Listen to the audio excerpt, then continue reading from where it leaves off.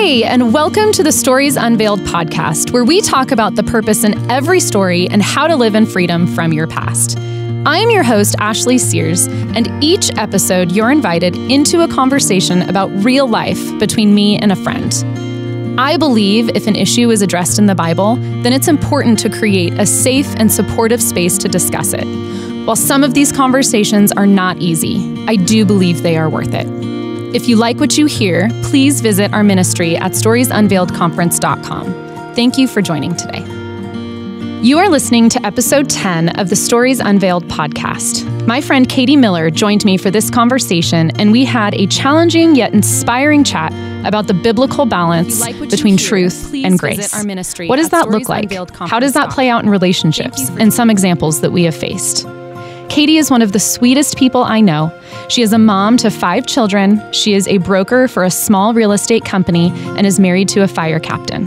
She passionately seeks Jesus in everything she does, and one of her favorite things to do is take walks on the river with friends. I hope you enjoy this conversation and find it helpful. Katie, thank you so much for being here with me today. Yeah, thank you. I'm honored to be here. Yeah. I'm going to open by just talking for a minute about how we first met. It was a few years ago. One of our first conversations was you reaching out after one of the Stories Unveiled conferences you had attended with some women from your church. Is that right? Yep. Yeah. And you approached me and wanted to meet. And so we met for lunch, and something struck me. Something you said to me was like how impactful the conference was, but how you didn't really feel like you had much of a story to share, although you would love to be able to share something because of how impactful it was for you and your women. And I just think that that's so interesting and profound because there are so many women, I'll say, I guess, in your situation who maybe haven't endured some significant trauma or betrayal or loss. And you feel like your stories may be a little vanilla. Not to be, you know. That's a great way to describe it. And I have heard before, not just from you, but like, I don't have a story. Like, how is my story going to impact somebody who has maybe endured some really terrible things? What could I possibly bring to them? And yet I still think that those conversations and those stories are equally as practical and so very important because everybody has a story and not everybody has endured the same thing. And at the end of the day, we have all encountered disappointment. We've all encountered anger, you know, and all of these other emotions. And so I just so appreciate you and your vulnerability and your really boldness to reach out initially and say, I want to have a conversation. I'd love to share my story. I don't know what I have to offer because you had so much to offer because you did end up going on to speak at Stories Unveiled. So anyways, I just wanted to address that because I just think today's conversation is also going to be so practical and so needed. So I'm going to first ask you to share just a little bit about your journey and finding Jesus and how that impacted your life. Yeah. So I'm going to start by briefly asking you to share just a little bit about your journey and finding Jesus and how that's impacted your life. Yeah. Okay. Well, my mom took my brother and I to Catholic church growing up, and it's kind of where it laid the foundation of just God and the Word and the Bible and different stories that I would hear through that. But when I was in 4th grade, my parents sent me to Camp Perkins in the Sawtooth, and just such an incredible experience where I really like, it was there that I learned about what it meant to have a relationship with Jesus, that he was actually like cared about me and wanted to be in a relationship with me. And like you said earlier, I mean, I have had just a pretty easy life, for lack of a better word. My parents, you know, like you said, no trauma, you know, my parents love me. Just, you know, things have gone well. I'm generally a good kid. If you would have asked people back then, you know, she's a good kid. I think people still say that about me now. Yeah. Like she's, you know, she's a good woman. I don't know. Yeah. But I think what was just so compelling to me about Jesus when I first met him was the truth is like, I am a perfectionist and I do care about like being good and that matters to me, but like in my heart isn't always good. Right. So I mean, I know like the sin that's in my heart. And even though people outside don't see that, it was realizing that like Jesus knows my heart. Like he knows everything inside of me, and even those ugly, not perfect things or not good things, he knows, and like he still loves me. Yeah. And that just broke me. Like as a kid, I remember just being like, wow. I mean, my parents love me and they know a lot of bad things about me, but they don't know everything. Yeah. And like now, like, you know, Luke, my husband, he knows me. He knows a lot about me. My friends know a lot about me, and they still love me and walk with me. But like Jesus knows even more than that. Yeah. And you can hide things from friends, from whatever, but you can't hide anything from Jesus. Exactly. And so I think that was just, you know, just having, it's so compelling to have someone who knows you completely, all your ugliness, and still loves you. And that's pretty cool. That's amazing. Yeah. And did all of this come to you in like 4th grade? Because I got to be honest. No, I mean, like, I think, I mean, 4th grade is, I went there every summer after that. So this was a slow process. But I think just like, I do remember like early on just being like, oh, this person, he actually cares about me, was kind of the first piece. Yeah. And then just as I went each summer, I was on staff there, and just as I grew in my faith in general, just realizing more and more of the truth of like my sinfulness and like the depth of his love for me. So that's amazing. Yeah. That's amazing. Well, so what was the catalyst for feeling so strongly about this conversation that we're going to have today? Yeah. I think it goes back to what I just said about being like the truth of how, you know, sinful we really are, and just the like the grace and the beauty of God's love for us, and just a combination of that. There's a quote by Tim Keller that I really love. He says, you know, the gospel is this: we are more sinful and flawed in ourselves than we ever dared believe. Yet at the very same time, we are more loved and accepted in Jesus Christ than we ever dared hope. And I feel like that is just exactly what we're saying. The truth is that we're really sinful. Yeah. And we have a great need for a Savior. And the grace is that, man, at the same time, we are loved and accepted and brought in and forgiven. And so I just think like it's the story of truth and grace, finding the balance of that is finding the key, the core of the gospel. Right. So it's important. And how to have that present in relationships. Yeah. And in the context of relationships, which is something we'll kind of talk a little bit about, because I know I have struggled in my walk when it comes to relationships, both in and outside the church, in balancing that truth and grace. I tend to err more on the side of truth, a little less grace. And that's not right, but you know, neither is the opposite. And so, I just think that this conversation is so needed. There is an example that you and I have chatted about before that happened a few years ago at, I believe it was the Stories Unveiled conference that you attended for the first time, that I don't know if it convicted you or it was just something that really got you thinking, but it was this idea of truth and grace playing out in your life. Tell me about that. Yeah. So I heard an example one time of just walking this truth and grace is kind of being a road, and there's a ditch on either side. You know, you can either fall deep into the truth ditch, which you said you fall into often. I do. And then there's the grace ditch, you know, of just like, oh, you're loved, you know, everything's good, you're okay, that we can fall into too. And you need both of them. And so the story at the Stories Unveiled conference, a woman shared very vulnerably about having an affair. Yeah. And first of all, I was just like, wow, I was just so amazed at her standing before all these women and confessing something that's just pretty intense. That she did. That was not done to her. Yeah, she was the one who had the affair. And just one of the things that she mentioned is that, you know, she had a lot of friends around her. She had Christian friends around her. And she by no means was putting the blame on those friends at all. Like she's like taking full ownership, but she was also saying like there were very few, if any. I feel like I remember her not saying that like anyone. I imagine someone probably said something at some point, but not very intent, like pushing in. Yeah. But no one really held her accountable and said like, hey, no, this is wrong. Yeah, like things were hard in her marriage, and it's easy to make excuses for sin, and like it's easy for us to be like, oh, I can understand why you would like be tempted in that way, and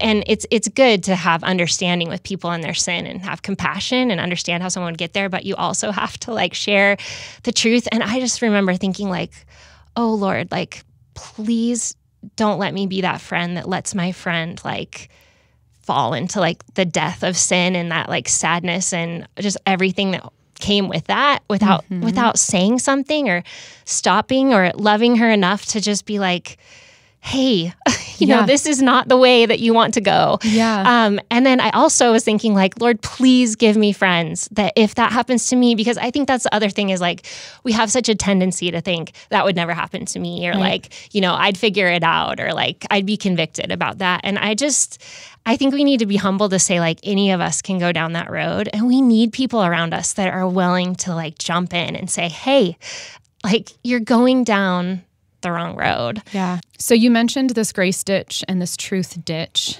Tell me a little bit more about those. Yeah. So I think even in the example that we just gave, I think, you know, the friends kind of fell in that grace ditch of like, I kind of understand how she's feeling. I don't want to, I mean, I've been there. Like I tend to fall in that ditch too of just, I don't want to like, I don't know, you know, I got the plank in my own eye, you know, what do I say? You know, can I say have no anything? business. Yeah, I have no business like jumping in here. Like, I don't want to ruin this relationship. Like, I love people and relationships, and like broken relationship is one of my biggest fears. And so I think that a lot of times that's what keeps me from saying something is because I'm like, man, if I say something like could ruin this friendship, you know, they could be mad at me, it could hurt. And so I could see myself being that friend that didn't say anything, you know. I hope I wouldn't have been, but I could see myself doing it. So I mean, I do tend to fall in that ditch a lot. And I think the problem there is that like, if we don't tell the truth, like she didn't get to see her sin and like understand the grace that was available to her. Like you can turn back, you know? I remember her also saying she was so relieved when her husband found out. Yeah. And like just to have it out in the open and to like have the truth be out. And I was just like, man, her friends could have like saved her from that truth early on and like, I mean, saved her from that pain by having her tell the truth like early on. And you know, even admitting that sin much sooner. I mean, she stayed chained to that for like so long as she didn't need to. And so I think that's the fear of like falling off in that ditch. And then I think, you know, sometimes we do fall off in the truth ditch too. I definitely have done that as well. Yeah. And I think the problem there is that if you fall off in the truth ditch, it can make people angry. Totally. Well, and especially if you're not delivering truth with grace or in love, which is a lot of what I struggle with because I'm such like I'm like a justice warrior. I'm just like, if there is an injustice, if I see something that is wrong or in my opinion wrong, it might not even be wrong, but I just wouldn't do it, then I'm like, oh, that person needs to know. And I don't do this with everybody. It's just people close to me, you know, but I just like that person needs to know. And I focus so much on what's wrong and I fall very much into the truth ditch side because I completely abandon how to lovingly approach somebody with grace, humbling myself like I've been there because I have, regardless if it's a different situation, like I have been there because I'm not perfect. Surprise. I'm not perfect. And every day Jesus has to forgive me and has to lovingly come to me and speak truth to me. It's, you know, it's what he does. And so if we're supposed to model Jesus, then finding that balance. Yeah. And like when you do focus on the truth piece without the grace, like it leaves people, you know, they could be angry. They could be like, you self-righteous person, you know, like, what are you saying? Like, that's why it's so important to approach with that humility and compassion. Like it says so much in the Bible, Jesus was just, he saw compassion, like he had compassion on people. And just, I love that he did that. So we need to have that compassion, but it can also just leave people with a hopelessness of just like, well, if, there's like, I'm not going to do that, or I can't do that. And so I'm just hopeless. And so I guess, there's nothing for me. Yeah. I just, because the gospel requires both. Like you have to have both. It's not a complete gospel either way. Right. Just to really fight for that. And I think in the church, a place that I've seen people really fall off the truth ditch is just like out in culture and with people that they disagree with, whether it's, just politically or worldview or lifestyle choices. Like there's a tendency to, some people have a lot of grace and don't speak truth. And I think it robs people of knowing what God's like good way is and just like the way that brings life. And if we fall off on the truth ditch, which we often do, it just leaves people being angry. And it doesn't point them to the gospel. It just makes them feel angry or hurt or hopeless. Yeah. And man, I mean, the gospel is like so compelling. I mean, Jesus is like, his love for us and like his balance of grace and truth is so compelling. And so I just think if we could learn to walk that out well, like people would just see Jesus better for who he is. And like, they would want that. They would want that in their life. We're not doing ourselves or anybody else any favors, especially if we're supposed to be leading by example as believers, when we err on one side or the other too much, because one side shows that we are just angry and justified, and we, it's our way or the highway, judgmental. There's so many words that I think have really, there's been a magnifying glass, I think maybe on that side for the last couple years culturally. But then it also can tend to paint a picture on the other side of acceptance of sin or of all things. And that's also not Jesus's example. And so, you're right about that.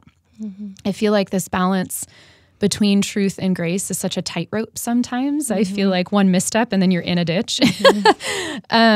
But it can be so difficult even when we have so much practice, because I feel like I'm given practice, not necessarily daily, but people are messy. And so I'm given practice, we're given practice, but we also have biblical examples for this guidance.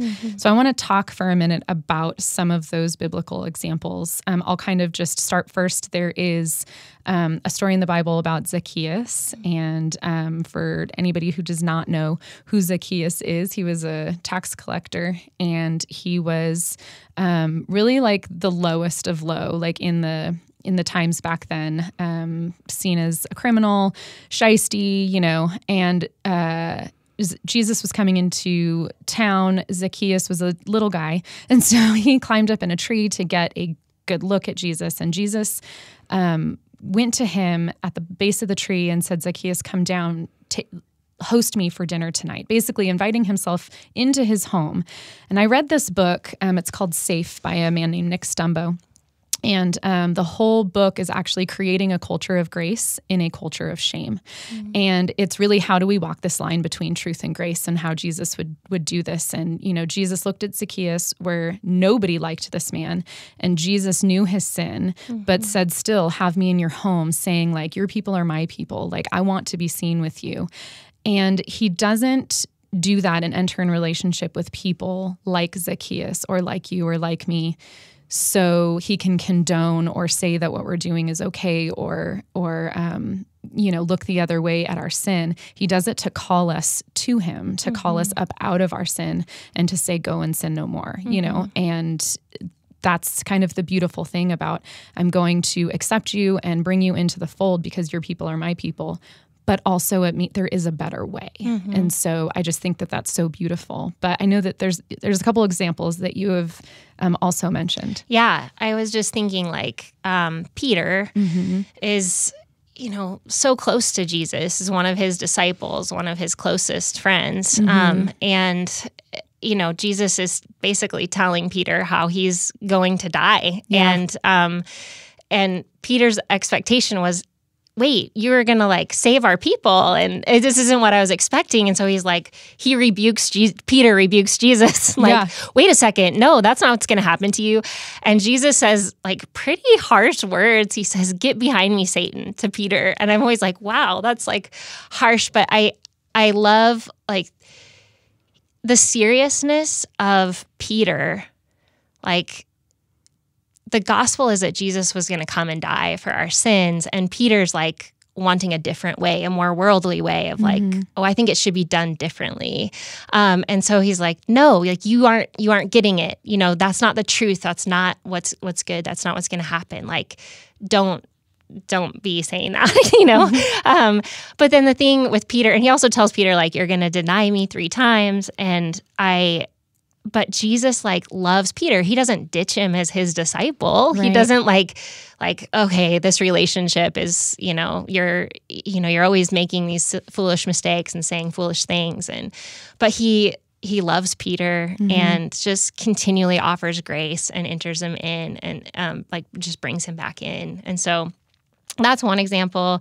And then there is a woman, a Samaritan woman who, the Jews and Samaritans don't get along and don't usually talk to each other. And Jesus comes up to her at the well, and she doesn't yet have a relationship with him. So I think I wanted to use these 2 examples because in the one, Jesus and Peter have a relationship. It's a close relationship. I think about it as like 2 brothers and sisters in Christ, like we're those kind of relationships. But this is one where this person is kind of outside. She doesn't follow Jesus yet, and she's outside and she had been married multiple times, and Jesus says, go call your husband. And she's like, I don't have a husband. And he's like, that's true. You've had 5 husbands, and the man that you're with right now isn't your husband. And you don't just have one. Yes, it's true.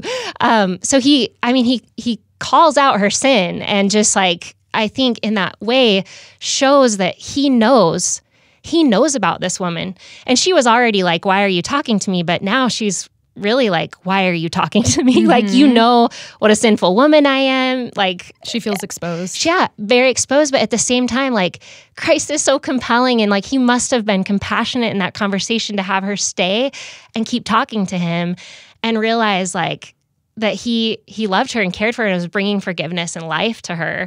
And, she had been coming to that well to get water, and he's like, I'm going to be, your living water. Like, I can give you life and life abundantly. And she runs away, and she's like, just come meet the man who told me everything I ever did, which is funny. Like, come meet the man who told me all about my sin. But I love this story because she's rejoicing in the fact that he knew the truth about her. Right. And, he knew the truth about her. He was bold about talking about her sin, but he was also bold about speaking about forgiveness and his kingdom coming and giving life to a woman who was probably desperate for love and for life, and was probably pretty down. Right. So, yeah. Yeah. I love the examples that we have to do our best to try and emulate in our real life.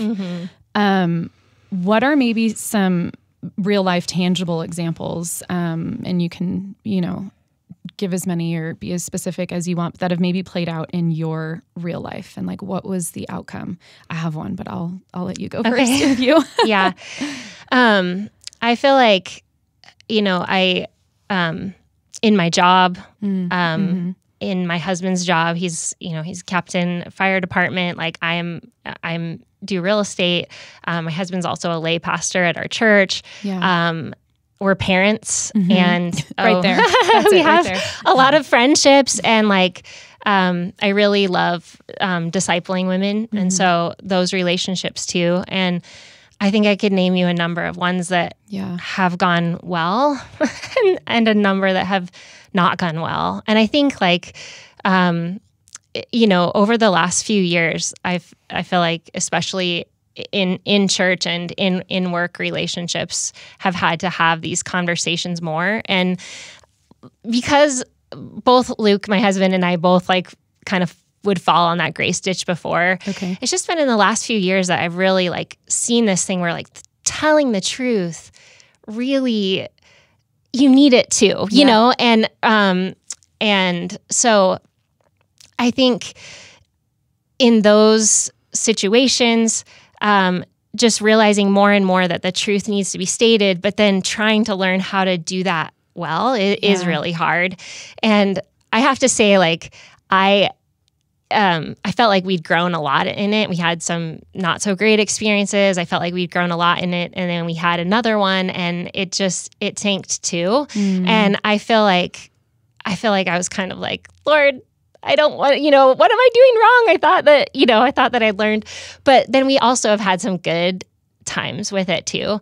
And sometimes when those bad experiences happen, I think I don't want to keep having these conversations. Again, I go back to like my fear of losing friendships, losing relationships, like people that I love.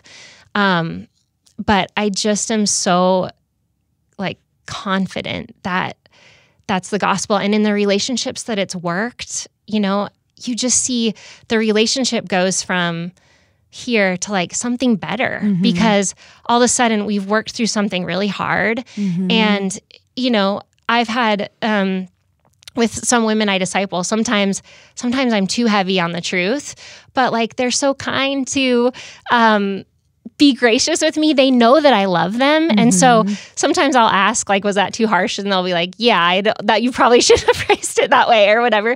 But they know that I love them. And there's a grace and really, and then also I feel like I have ability to speak truth because they've said that they want that. And so, yeah, I can't say like it's still working out perfectly, but I feel like it's worth fighting for. It's worth trying. Yeah. And the other thing, we said like sometimes you'll fall into one ditch over the other. The nice thing about our life is that we can get out of that and we can go apologize to the person. Right. Like when we make mistakes, like to just be humble and go to the person and say, I really love you. I see that I made a mistake. I fell off this ditch and like didn't really share the gospel with you. I didn't really give you grace. I didn't really represent it well. I was wrong. Or, I haven't, like, it's kind of a silly example, but it's been like very meaningful to my husband and I. So Luke was in the military and one of his military friends is also a Christian, and there's a lot of swearing that goes on in the military. Yes. Language is not great, and Luke just tends to kind of fall into like, if I'm around it, I'm probably going to do it too. Yeah, exactly. So his language wasn't great, and this friend, this brother in Christ, came to him and was like, "Hey, I know that you like love Jesus and want to follow him and like want to be a light here. I think that you should watch your mouth." Yeah. In so many words. And Luke was like, I wish that my response would have been like, "Oh, thank you so much. Thank you so much for bringing that to light." He said, it wasn't my first response. Like my first initial was like, "Oh, self-righteous person," anyway. Yeah. But it didn't take him long to realize, like, because the person did it super humbly. Like he knows, he's in that culture. He knows it's hard. Right. He wasn't, and coming to him and telling him, like, it's because he cares about him and he wants to sharpen him, and they want to both be lights together, in this place. And so we've come back to that example so many times because it did impact Luke, and he has changed his language. And I mean, his work environment now, anywhere, there is lots of language. Absolutely. But it has made him a light because he really doesn't do that anymore. And so that example was really helpful of just like, it's a small thing, but, and Luke was able to, say like, I'm sorry I didn't respond super well. And yeah, so I mean, that's kind of an example. Yeah, no, that's an example. And that's an example of when it did go well, and it was well received, whether it was the first response or not, I probably have far more examples that didn't go so well. At the end of the day, though, I really feel like if somebody knows your heart too, like I feel like relationship really does play a role in that. And something I actually was told by somebody I used to work with that I just respect a ton. And he used to always tell me, like, assume positive intent. Always assume positive intent, especially about somebody who you are in relationship with, if they're your friend or whatever, because first of all, by not assuming positive intent, really allows things to spiral quickly. But if you can always assume positive intent, especially if you both are ideally pursuing the same outcome, and that is Jesus, you're both pursuing Jesus, then you really can't go wrong. So any truth that is maybe offered a little too on the truth side can be received with grace because they know your heart, because they're also assuming positive intent about you. And so that's just something that I consistently take with me. So I love that. So that brings us kind of to my last question. Katie, we are not experts in this area. We are just two people who have had lots of practice, and God laid it on your heart to have a very candid, real conversation about this because of the season that you find yourself in. And I have to imagine that based on so many things in the events, and if you literally just turn on the news or the radio, you can see that this is probably something that everybody needs to practice a little bit better, especially those who believe in Jesus. But for the listener who maybe finds themselves in the same season where they don't know how to approach a conversation, which side of the ditch they land on, or just navigating, because really that's what this comes down to, is tough conversations and how do I approach this well, representing the gospel and who Jesus is well. What encouragement or wisdom would you give to that listener? Yeah, prayer. Yes. I think, thinking through what are those things that maybe you felt a conviction about, like, or even just in this podcast, if there's even, a group of people or like a worldview that you just haven't showed very much grace to, that like, that perked you, or a relationship or friendship where you're like, I maybe have been not pointing out this thing, or I felt like the Lord encouraging me to do that. And I just have been too afraid of losing the relationship or the friendship, or I would say, first of all, just to bring that before the Lord and pray about it. And just pray that the Lord would be preparing the other person's heart for that, and doing what he needs to do on your heart to approach them. Like if you tend to be a truth person and more forward, like ask the Lord to open your eyes to have compassion on the person, to have compassion on the situation, and that the person would be willing to receive you, especially if you had hurt them or something like that. Right. And then I think if you, tend to fall on the grace side, like how can you be bold and share truth and just pray about it? And sometimes I've actually prayed like, Lord, would you reveal this to the person before I even have to, because he can do it. So I really encourage that, like praying for the person that the Lord would reveal it to them, but that doesn't totally absolve you of, if you addressing it. Yes. If you feel like the Lord is calling you to do it, you should do it too. And just ask him to prepare the heart. And then I just think humility is so big in this conversation, because like Jesus actually knows 100% what the truth is. Yes. And he could argue all day long about what the truth is, and he's right, 100% of the time. But yet he has grace and compassion. And so I feel like us flawed humans who are not right, and do not have full understanding, when we're trying to push for that, we should have a ton of compassion and grace, because we are the same. We are in the same boat of being flawed humans. So I think approaching every situation with humility. And one of the things I think I have taken away from maybe the conversations that haven't gone so well is just really assuring the person of my love for them. Like, this is really hard. I don't know if I'm going to do it well, but I like really love you. I care about our relationship. I want to do this, and I want it to make our relationship stronger. I want it to make both of our like relationships with the Lord stronger. And just set the tone of the conversation. Like, I'm probably not going to do it perfectly, but this is what I feel like I need to say. And I think if you're on the receiving end of that, wow, just feel loved by that. That someone loves you enough, to, and that's the thing is like, this person isn't telling you this and then they're just going to ditch you. Right. leave you. And I hope that like when we receive stuff that we wouldn't just ditch that relationship. Like, oh, they just said something hard. I didn't like it. And I'm out of this relationship. Like that person loved you enough to share something with you and like work it out. Yeah. Because I mean, a lot of times I think, you know, Luke and I have been married for 20 years. He knows so much about me. And I just can't imagine like, and I know he still loves me. Right. And you don't just leave a relationship like that because maybe he would disagree with me on something.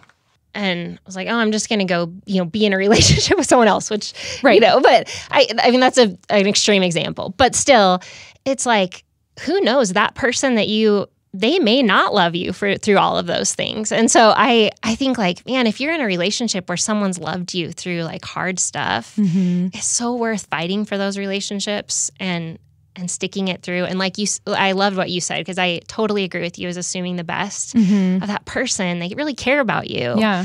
And also just like, it just really matters. Getting the gospel right really matters, because if you fall, like I said, if you fall in that truth ditch too much, people aren't going to see Jesus. Right. They're not really going to see a true gospel, and they're not going to be compelled by it. Right. And if you fall in the grace ditch, they're just not going to really see their need for a savior. Like, well, why do I don't really need God, you know, I'm fine. Yeah. And so I just encourage myself, like, even though these conversations are super hard, they don't go very well, like the Lord, I think he wants us to do that. And that's honoring and points people to him. And ultimately, he will bless that. Yeah. So thank you so much for just coming and having this conversation with me, and just kind of chatting about some of the things that are on your heart and just where we're at. I think as a world, I think these things are so important because, yes, ultimately, our goal as believers, it's what we're called to do, actually, as believers, is to point people to Jesus and to walk that out in our own lives. And so for us to be able to do this the best way possible is really key. So thank you so much for being here, Katie. It's fun. Thank you so much for joining us for today's conversation on the Stories Unveiled podcast. We would love it if you would leave us a rating or a review. If you would like to learn more about Stories Unveiled and our events, go to storiesunveiledconference.com or follow us on Facebook or Instagram at storiesunveiled_. The Stories Unveiled podcast is created in partnership with KTSY and Barefoot Media Ministries. For more encouragement and other podcasts, visit ktsy.org. Have an incredible day and go live unveiled.